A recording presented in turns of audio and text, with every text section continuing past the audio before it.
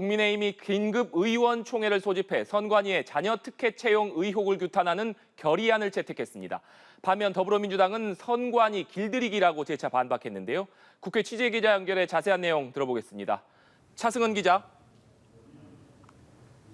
네, 긴급 의원총회를 마친 국민의힘은 노태학 선관위원장과 선관위원 전원의 사퇴, 또 선관위의 감사원 감사 수용을 촉구하는 결의안을 채택했습니다.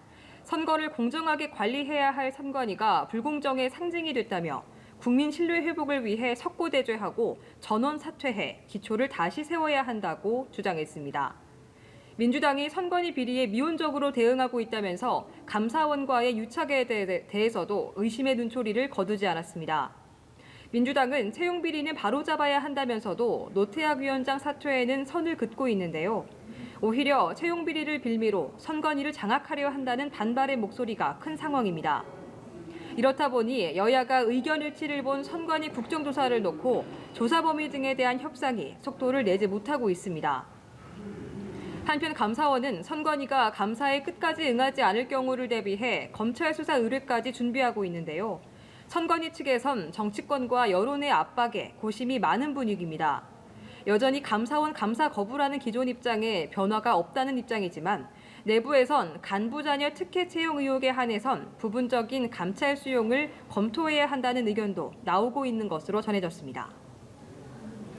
네, 민주당 상황도 짚어보겠습니다. 당을 쇄신하기 위해서 민주당이 혁신기구 구성에 속도를 내고 있는데 오늘 혁신위원장으로 임명된 이례경 사단법인 다른백년 이사장이 벌써 논란에 빠졌다고요? 네, 이재명 민주당 대표는 당의 혁신기구를 이끌 책임자로 사단법인 다른백년의 이례경 명예이사장을 추대했습니다. 당초 예고한 것처럼 새로운 혁신위에 전권을 맡기겠다고 약속했는데요. 직접 들어보겠습니다. 새로운 혁신기구의 명칭, 역할 등에 대한 것은 모두 혁신기구에 전적으로 맡기겠습니다. 혁신기구가 마련한 혁신안을 존중하고 전폭적으로 수용할 것입니다. 이례경 이사장은 1954년생으로 민청년 발기인으로 참여해 초대 상임위원을 맡은 인물인데요. 철도운송장비 도매기업 호이트 한국의 대표이사를 지내기도 했습니다. 민주당 지도부는 이 이사장이 성공한 CEO면서 사회적 책임을 놓치지 않고 수십 년간 꾸준히 공동체를 위한 활동을 해왔다며 영입 배경을 설명했습니다.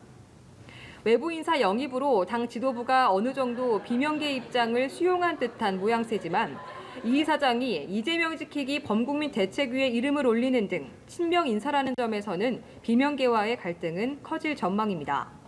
대표적인 비명계인 이상민 의원은 혁신위가 당대표의 영향권 아래 있고 당내 상황을 제대로 파악하고 있지 못해 혁신이 쉽지 않을 것으로 내다봤습니다. 조폭 집단 윤가물이 천안함 조작 등 이 이사장이 SNS에 올린 부적절한 표현도 논란이 되고 있는데요. 국민의힘과 정의당은 물론 민주당 안에서도 편중되고 과격하다는 등 혁신위원장으로서는 부적절하다는 평이 나오고 있습니다. 하지만 민주당은 자유인으로서 정치적 의사를 표현한 것이라면서 위원장이 되면 표현 수위 조절을 할 것으로 본다고 방어했습니다. 지금까지 국회에서 전해드렸습니다.